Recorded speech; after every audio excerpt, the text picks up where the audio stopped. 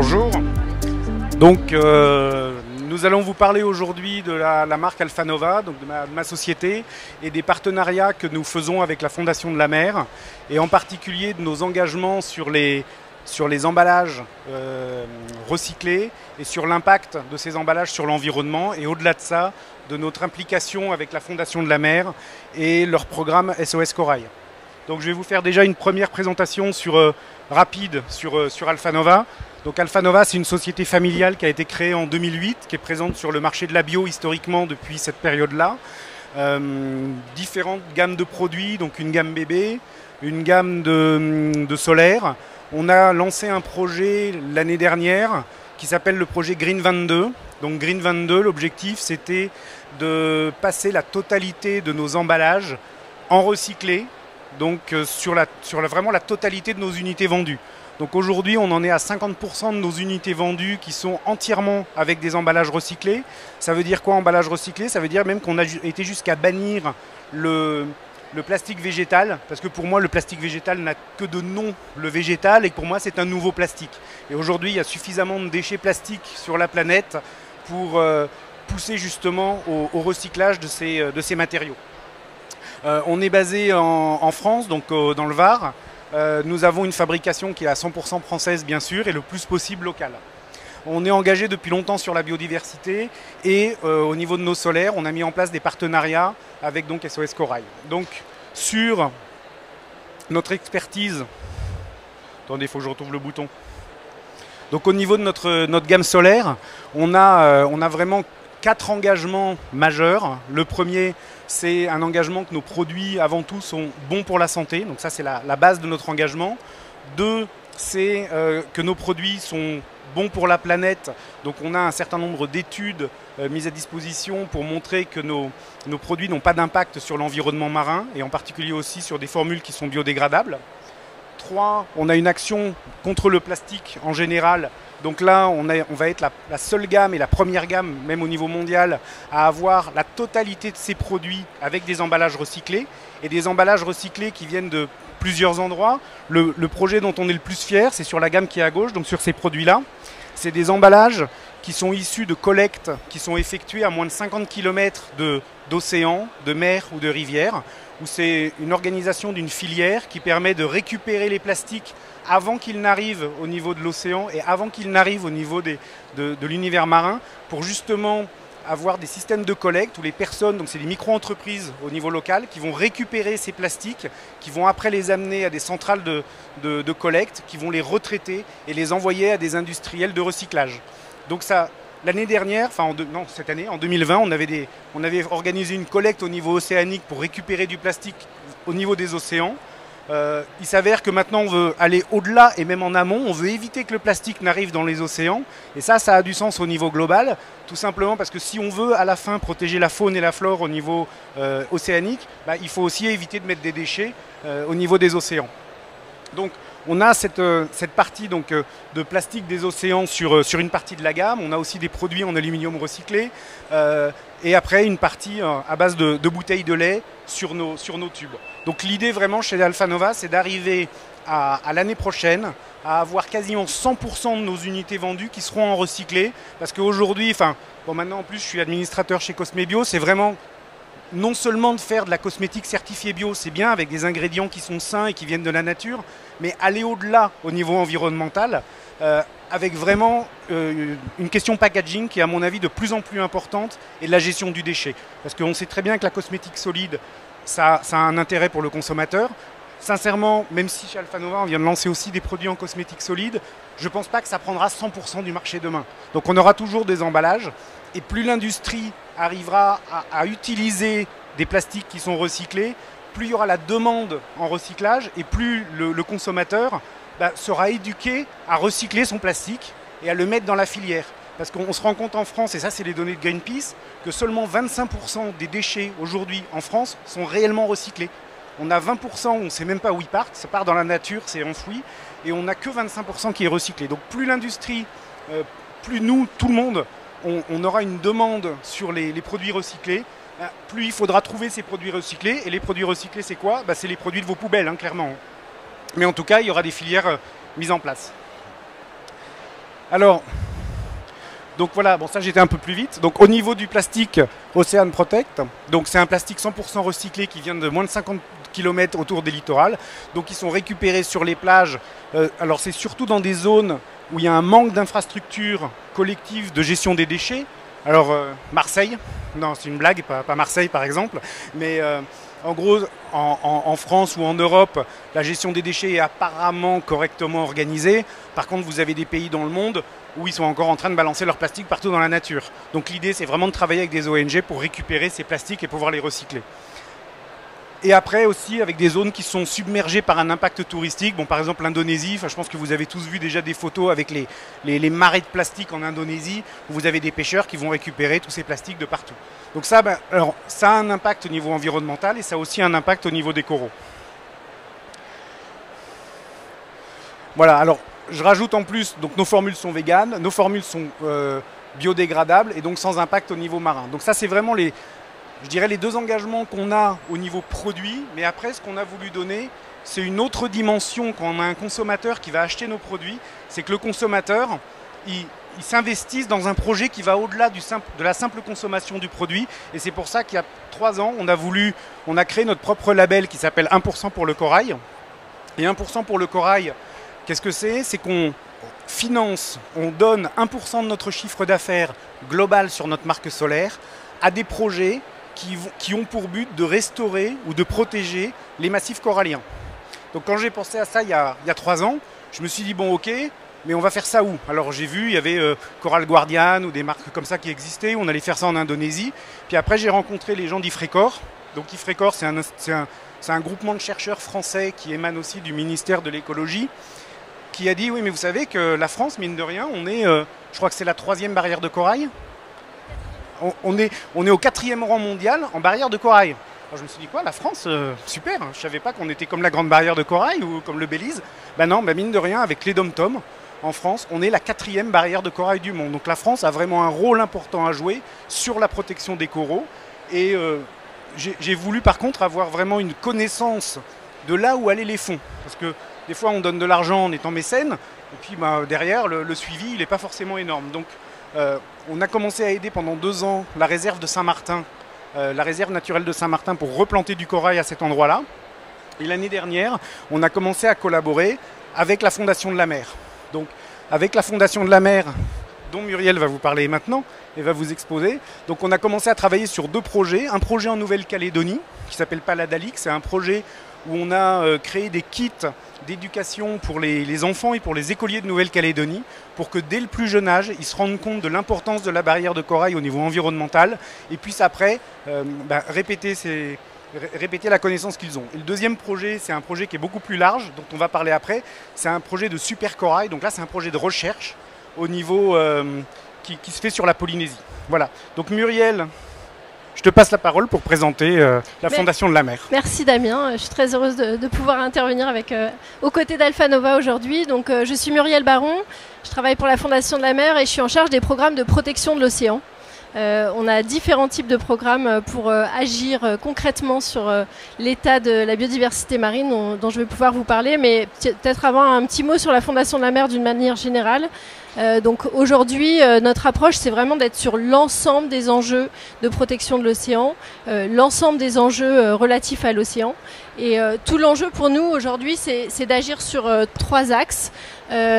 Un axe, donc moi je suis en charge des programmes de protection, c'est l'axe protégé, mais aussi on a un axe très fort au niveau de l'implication aussi bien des citoyens que des entreprises sur la thématique de l'océan.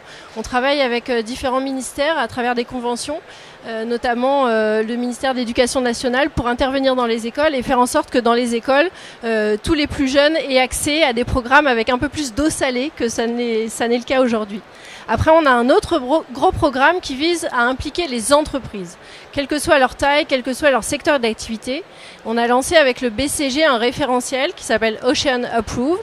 Et aujourd'hui, on lance un label avec le Bureau Veritas ici présent. L'objectif, c'est vraiment d'embarquer les entreprises avec nous et leur permettre de comprendre quel est leur impact sur l'océan, quel que soit leur secteur d'activité, et surtout comment ils peuvent amoindrir cet impact. Donc quels sont les leviers d'action à mettre en place pour faire mieux et moins altérer l'océan dans leurs activités. Faut savoir que 80% du commerce maritime passe sur la mer, donc on est tous impactés par l'océan, que vous soyez citoyen ou que vous travaillez dans n'importe quelle entreprise, on a un impact sur l'océan. On a aussi évidemment une action pour soutenir la recherche à travers des dotations sur des bourses doctorales et on accompagne des chercheurs aussi à travers nos programmes de protection de l'océan. Donc voilà, on est vraiment, c'est une jeune fondation, on a été lancé en 2015 mais on a aujourd'hui des ambitions très importantes pour impliquer tout le monde, impliquer les pouvoirs publics, les entreprises, les citoyens et évidemment les associations qui œuvrent sur le terrain et les porteurs de projets qui ont une action directe et un impact direct sur l'océan. La présidente de la Fondation de la Mer ? La présidente, c'est Sabine Roux-Bézieux. Après, le conseil d'administration, en fait, la Fondation de la Mer a été montée par des amoureux de l'océan qui viennent aussi bien de la société civile, des entrepreneurs. Voilà, c'est un petit groupe d'amoureux qui se sont dit c'est pas possible que la France n'ait pas la grande fondation dédiée à l'océan. Donc on a monté ça et ça marche bien. L'intérêt d'une association, comme la Fondation de la Mer, c'est vraiment qu'en France, il faut se rendre compte qu'on a vraiment un environnement marin qui est énorme et qui est vraiment notre patrimoine au niveau mondial. Et que, alors moi c'est ce que je fais aussi par rapport à mes produits, je me dis il faut faire local pour créer des emplois au niveau local. La Fondation de la Mer c'est pareil, si on veut avoir un impact déjà sur l'environnement, je crois qu'avec la France et ce que met en place la France, on a déjà beaucoup à faire sur toutes nos zones et tous nos environnements maritimes au niveau pollution. Et ça c'est déjà important par rapport à des choix d'autres associations qui peuvent être plus internationales. Voilà, juste un tout petit mot pour revenir sur le label. Si vous faites partie d'une entreprise qui a envie de s'engager pour l'océan, la plateforme dédiée au label et au référentiel s'appelle Ocean Approved. Donc je vous invite à aller la découvrir. Le référentiel est totalement accessible et téléchargeable gratuitement. Et après on propose un accompagnement aux entreprises qui veulent aller plus loin dans la démarche et s'engager réellement à travers la labellisation. Si vous avez aussi dans vos régions des associations qui font par exemple du nettoyage des plages.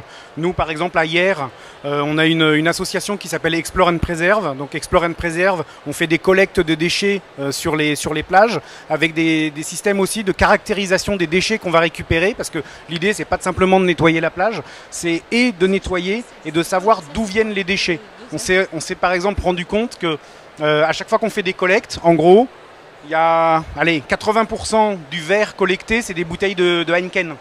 Donc clairement, on sait que Heineken aujourd'hui est un gros pollueur au niveau environnemental sur la mer. On récupère aussi des paquets de McDo, c'est complètement délirant. Donc l'intérêt des caractérisations aussi, que ce soit en macroplastique ou en microplastique, c'est d'arriver à connaître la source de la pollution. Et après, sur cette source de la pollution, d'arriver à avoir une action sur l'émetteur de ces déchets pour leur dire attention, aujourd'hui, vous avez une mauvaise image parce que vos déchets, on les retrouve partout. Donc ce qui est intéressant, c'est que vous éduquez vos clients pour que vos clients mettent les produits dans les poubelles, mettent les produits dans les poubelles de recyclage. Et il faut que chacun, même à son petit niveau, nous on fait sur Hyères, mais après il faut que chacun à son petit niveau et à son niveau local arrive à faire ça. Et ce que je voulais surtout dire, c'est que cette association Explore and Preserve a aussi reçu une aide, une petite subvention de la Fondation de la Mer. Donc la Fondation de la Mer, ça sert à deux choses. Ça sert, si vous voulez aider des projets, vous pouvez les aiguiller vers la Fondation de la Mer pour qu'ils puissent même faire des demandes de fonds, parce que des fois des petites associations n'ont pas les moyens de faire des petites actions, donc ça c'est intéressant. Et de l'autre côté, si vous avez des industriels ou même des particuliers, ça on va en parler après, qui veulent participer et s'engager, même avec des montants des fois, ça peut être 5 € ou 10 €, on peut arriver aussi à financer des actions dans la Fondation de la Mer. En fait, Un geste pour la mer, on vous a distribué le petit fascicule. C'est le premier programme que j'ai lancé en arrivant à la Fondation de la Mer. C'est vraiment un programme dédié à la lutte contre le plastique dans les océans. Et l'objectif, c'est de fédérer tous les acteurs qui ramassent des déchets sur le terrain et qui sensibilisent. Et les éco-aventuriers, ce type d'associations. Donc on les soutient financièrement et on les accompagne à travers un réseau qui est maintenant tout à fait honorable, puisqu'on a 180 acteurs sur le territoire et on a accompagné financièrement 70 structures associatives dans ce domaine de la pollution plastique. Et c'est vrai que ce qui est assez intéressant, c'est quand on fait des actions avec Explore and Preserve, on se rend compte qu'il y a des actions qui sont alors sur Hyères, sur Toulon, sur Marseille, sur La Ciotat, avec d'autres associations locales qui toutes ont une petite action au niveau local. Et finalement, c'est la somme de ces actions locales qui après génère une action nationale qui a du sens. Voilà, malheureusement, sur la mer Méditerranée, on a un tel taux de pollution qu'on a une concentration d'associations locales assez importante. C'est le territoire où j'ai le plus d'assauts. Et il y a le plus de déchets. Alors dans le cadre de la Fondation de la mer, il y a un projet donc, qui a été créé l'année dernière, c'est le projet SOS Corail. Donc pourquoi? Alors jusqu'à maintenant, comme je vous ai dit, nous on finançait des projets en direct. Moi je m'étais rendu compte avec IFRECOR qu'il y avait beaucoup de projets finalement et qu'il y avait une problématique, c'était qu'il n'y avait pas trop de suivi sur ces projets. Les gens demandaient de l'argent pour faire des choses, mais après il n'y avait pas trop de suivi. Et la Fondation de la mer a pris en charge avec le partenariat avec l'IFRECOR cette problématique pour dire nous on va mettre en place un comité d'experts. Ces experts vont déterminer les projets qui sont intéressants, on va les screener et surtout derrière, on fera le suivi de ces projets. Voilà, donc merci Damien. Donc il vous a commencé à vous présenter la plateforme SOS Corail. C'est un outil qu'on a lancé officiellement avec les ministères le 8 juin dernier. L'objectif, c'est d'embarquer tout le monde, les citoyens, les entreprises, dans la protection des récifs coralliens. Vous savez que on voit cette image, ça c'est un récif en bonne santé, mais vous avez dû voir des images terribles de récifs coralliens blanchis. Quand le corail blanchit, c'est un signe de stress. Il nous lance un cri d'alarme pour nous dire « Arrêtez, j'ai trop de pression » due au réchauffement climatique, à l'acidification. Il y a énormément de pression sur les récifs coralliens due aux pollutions chimiques également et à l'intensité de l'urbanisation et l'agriculture aussi apporte beaucoup de pesticides dans l'eau. Donc tout ça nuit au corail. Le corail est un organisme très fragile en fait qui vit en symbiose avec une algue et dès qu'il stresse, dès qu'il est dans une posture inconfortable, il va recracher son algue et il ne peut plus se nourrir. Au bout d'un moment, si cette canicule marine est trop longue, il finit par se casser et mourir. Donc il se fragilise en fait, il fragilise son ossature. Donc pourquoi c'est important de préserver les coraux? On pourrait se dire, j'habite loin des récifs coralliens, je suis loin de la Polynésie, loin de la Nouvelle-Calédonie, donc c'est quelque chose qui est loin de moi. En fait, on est tous dépendants des récifs coralliens, même si on habite loin des récifs coralliens. C'est-à-dire qu'ils abritent aujourd'hui un quart de la biodiversité marine. Si on perd les récifs, on perd un quart des ressources de l'océan. Parce qu'il n'y a pas seulement le corail, mais il y a tout l'écosystème qui vit au milieu des coraux. Donc évidemment les poissons, mais aussi les mollusques, les crustacés, le plancton. Donc c'est un petit bout si vous voulez, ça ne représente pas une énorme surface à l'échelle de la planète, mais en termes d'enjeux et de services rendus à l'humanité, c'est quelque chose d'extrêmement important. Et aujourd'hui, on est face à un corail qui est en grande difficulté. Alors c'est pas égal partout sur la planète, c'est-à-dire qu'on va avoir des récifs coralliens qui se portent encore assez bien, notamment en Nouvelle-Calédonie où il y a une densité de population qui est peut-être plus faible, où on a encore des très très beaux récifs et ça nous apporte énormément d'espoir. Après, c'est sûr qu'en Polynésie, ça dépend des atolls, ça dépend des îles. À Moorea, dont on va parler après, ils ont connu des gros épisodes de blanchissement, donc ils ont eu très très peur. Il y a encore de l'espoir sur la Polynésie. En tout cas, il y a des zones qui sont très affectées. C'est le cas des Antilles, c'est le cas de l'océan Indien avec Mayotte et la Réunion, où on a une souffrance du récif corallien qui est plus importante et une pression aussi anthropique qui est encore plus importante. Donc, selon les actions, on ne va pas mettre en place les mêmes types de programmes. Selon les zones, on ne va pas mettre en place les mêmes types de programmes. On a une grande variété de moyens d'action. Les solutions, elles existent, on les connaît. Maintenant, il faut aussi appuyer la recherche pour avoir les bonnes actions et mettre l'argent là où c'est important de la mettre. Si je passe... Alors ça, par exemple, c'est le premier programme sur lequel Alpha Nova a contribué l'an dernier. C'est un des programmes qui a été sélectionné par le comité de sélection de l'IFRECOR avec lequel on travaille sur ce programme SOS Corail. Donc c'est une initiative qui dépend de deux ministères, le ministère de la Transition écologique et le ministère des Outre-mer. Donc on fait appel à un comité scientifique qui nous aide à valider quels sont les programmes qui ont le plus d'impact. Et le CRIOP, c'est un institut de recherche qui existe depuis 50 ans. J'étais mercredi dernier à l'anniversaire du CRIOP au Sénat avec tous les scientifiques qui portent les projets. Et c'est un institut de recherche qui étudie quelles sont justement les espèces de coraux qui sont les plus résistantes au réchauffement climatique. Et ils réfléchissent à des actions pour réensemencer le récif à grande échelle. Et donc ça, c'est un programme particulièrement intéressant qu'on a décidé de soutenir. Donc tout le monde peut faire un geste en fait pour ces programmes-là. C'est-à-dire que les entreprises peuvent devenir mécènes de la Fondation de la mer et d'SOS Corail, mais n'importe quel citoyen peut décider de mettre une petite somme à son échelle. Ça peut être 5 euros, ça peut être 100 euros. Et l'État abonde le don, double le don en fait de chaque citoyen qui décide d'investir sur ces programmes-là de recherche. On a des programmes de restauration pure, on a des programmes de recherche, on a des programmes de sensibilisation, notamment le projet Paladalic en Nouvelle-Calédonie dont Damien parlait. C'est vraiment un programme d'exposition itinérante. L'association va passer de tribu en tribu pour sensibiliser les populations locales sur l'importance du récif et pourquoi il faut évidemment le préserver, parce que c'est leur garde-manger, donc ça semble essentiel de leur expliquer qu'est-ce qu'il y a sous l'eau, quelles sont les espèces qui vivent juste à côté d'eux et de les sensibiliser sur ces points-là. Donc le CRIOB, en fait, il est porté, enfin les programmes qu'on soutient, ils sont portés par une chercheuse qui s'appelle Laetitia Edouin, dont c'est l'anniversaire aujourd'hui. Donc petite pensée pour Laetitia, avec qui j'étais mercredi dernier. Donc c'est une jeune femme formidable qui a consacré sa vie au coraux. Donc c'est un peu la nounou des coraux et elle travaille en laboratoire, c'est-à-dire qu'elle prélève certaines espèces, elle étudie leur résistance et tout l'enjeu c'est de travailler sur la reproduction potentielle de ces coraux. Comment on peut, au-delà de la restauration à travers du bouturage, comment on peut réensemencer le récif, parce que c'est des zones extrêmement importante. Un lagon en Polynésie, c'est tout le tour de l'atoll, donc on a besoin de solutions à grande échelle et de faire appel à de l'évolution assistée. Voilà, c'est vraiment de la recherche pure et de l'innovation et on est très heureux de pouvoir soutenir ces programmes grâce à des entreprises comme Alpha-Nova. Et l'objectif vraiment, enfin moi c'est ce que je ne savais pas au début quand j'ai travaillé sur ces projets-là, je me disais bon c'est bien on va restaurer du corail, mais restaurer du corail en permanence ça sert à rien. Finalement ce qu'il faut faire c'est quand on a un massif qui est en mauvais état, c'est commencer à faire du bouturage et restaurer des souches. Et après, il faut arriver à ce que ces souches se reproduisent d'elles-mêmes au niveau local pour arriver à survivre. Parce que si on doit faire tous les ans du bouturage et recommencer, ça sert à rien. L'objectif, c'est pas de mettre une rustine. L'objectif, c'est vraiment d'arriver à restaurer des massifs complets. Et ce qui est très intéressant dans le projet des super coraux du CRIOB, c'est qu'elle s'est posé la question, elle a dit, ben voilà, moi j'ai déjà fait de la restauration corallienne, il y a des endroits où ça fonctionne pas. Donc qu'est-ce qui se passe? Donc elle a regardé et elle a pris un certain nombre de souches pour savoir quelles étaient les souches qui arrivaient à survivre en fonction de la température des océans. Donc elle s'est dit, ben voilà, moi j'ai une espèce, là, on s'aperçoit que cette espèce arrive à survivre quand la température augmente de 1 degré. Celle-là, on arrive à voir qu'elle arrive à survivre quand la température augmente de 2 degrés.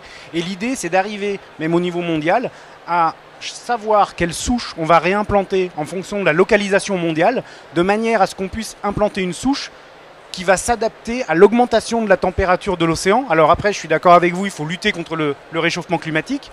Le problème, c'est qu'on a une industrie de l'autre côté. Clairement, elle ne fait pas vraiment des énormes efforts, donc on a des pays qui vont continuer à polluer de toute façon. Donc malheureusement, on ne va pas revenir tout de suite à un rafraîchissement des océans. Ça, clairement, ce n'est pas possible. Donc ce qu'il faut, c'est restaurer quand même le corail sur des zones qui vont gagner 1 degré, 2 degrés, pour pouvoir remettre au niveau naturel des coraux qui arriveront à survivre dans ces conditions-là. Voilà, merci Damien d'avoir rappelé que évidemment la première action c'est de réduire nos émissions. On ne fera rien sans un effort sur nos émissions de carbone, c'est absolument essentiel. Maintenant, on a la responsabilité d'agir pour les générations futures sur ces récifs coralliens qui, comme je vous le disais tout à l'heure, sont extrêmement importants. Et pour les populations locales, c'est des écosystèmes qui sont vitaux parce qu'au-delà d'apporter la ressource alimentaire, ils ont aussi un effet sur l'érosion. C'est-à-dire qu'ils permettent, tout comme les mangroves et les herbiers, d'atténuer la houle. Et donc, dans un contexte où l'océan augmente et on a une élévation du niveau de la mer, ces barrières naturelles, ces solutions basées sur la nature sont essentielles pour lutter contre l'invasion marine en fait quelque part parce qu'on va vers ça. Hein. Plus l'océan se réchauffe, plus ça va monter. Et si le Groenland fond, on monte de 6 degrés. Si l'Antarctique fond, on monte de 12 degrés. Donc vous imaginez les atolls, certains atolls polynésiens qui sont extrêmement plats, ils vont être submergés. Donc voilà, c'est absolument essentiel de lutter à tous les niveaux et sur le réchauffement climatique, mais aussi outiller les scientifiques, leur apporter du soutien pour qu'ils puissent travailler aussi en curatif parce que parfois c'est absolument nécessaire. Et le deuxième projet qu'on a décidé de financer, c'est un projet qui est à Sainte-Luce, donc en Martinique. Donc c'est un projet aussi de restauration sur cette zone de Sainte-Luce qui est aussi une réserve marine. Voilà, ça c'est un des programmes qui a reçu, alors en fait en 2021, on a pu financer à 100% un programme en Nouvelle-Calédonie dont on parlait tout à l'heure, et ça c'est le deuxième programme dont on a pu financer la première année, il reste 2 ans à financer. Donc ça c'est un programme pour le coup de restauration corallienne, mais sur une espèce très particulière qui est l'acropora. En fait l'acropora elle est extrêmement structurante pour le récif, c'est-à-dire qu'elle offre des cachettes pour les poissons juvéniles. Donc si on perd cette espèce qui est assez vulnérable mais qui marche très bien en restauration corallienne et en bouturage, on perd une grande quantité de poissons sur le récif avec toutes les conséquences qu'on imagine. On dit souvent que, en fait, SOS Corail, c'est la protection de 3 écosystèmes, les récifs coralliens, les mangroves et les herbiers. On dit souvent que les mangroves et les herbiers sont des puits de carbone. En fait, j'en discutais avec toute l'équipe du CRIOB mercredi dernier, le récif corallien, il a aussi un impact sur le climat. C'est-à-dire que le corail en lui-même, les polypes, ils vont pas forcément capter de carbone directement. Par contre, comme c'est l'habitat de nombreuses espèces de poissons, le poisson, lui, alors on va parler pipi de poisson, les excréments des poissons, figurez-vous que grâce à ça, ça génère du phytoplancton. Et le phytoplancton est lui une pompe à carbone.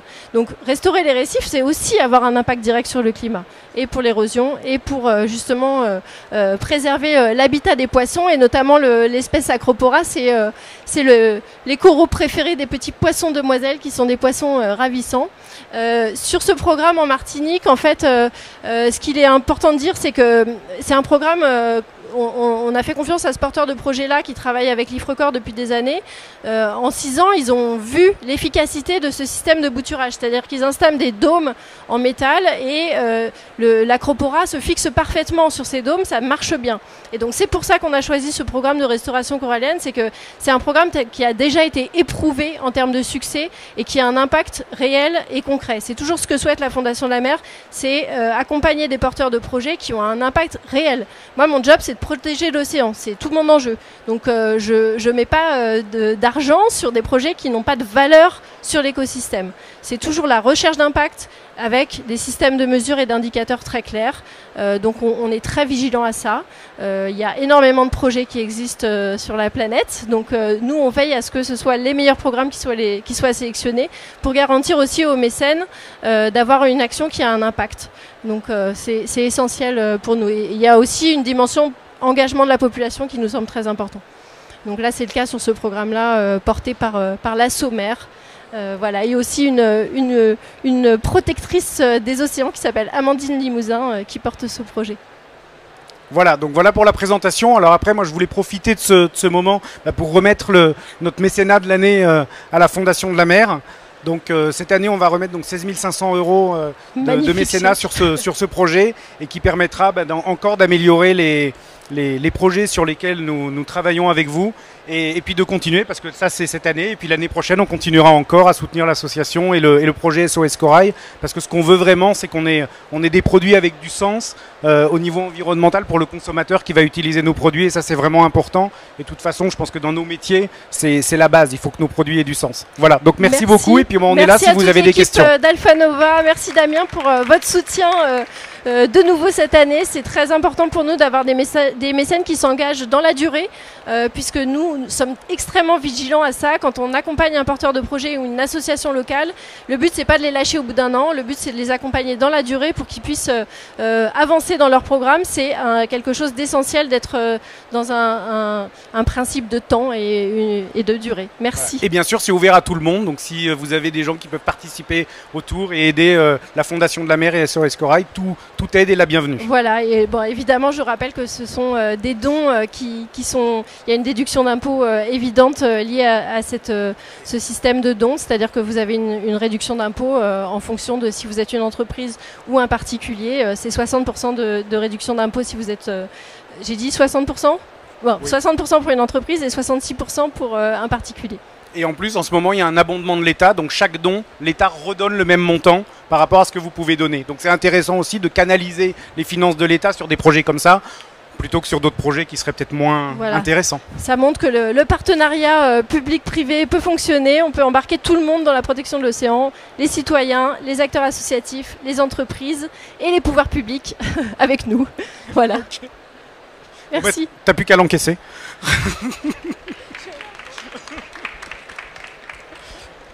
Merci beaucoup. Vous avez des questions? Si on a, si on a qui veulent faire des plongées, je peux vous donner des adresses pour aller planter du corail. On a un film, si vous voulez, sur notre stand en E20 où moi je suis allé il y a 2 ans planter du corail moi-même, aller faire les boutures. Donc si vous voulez, on a un film où on montre comment on plante le corail et le système de bouture, où ça vous intéresse ou si vous voulez poser des questions. Merci beaucoup alors et bon salon.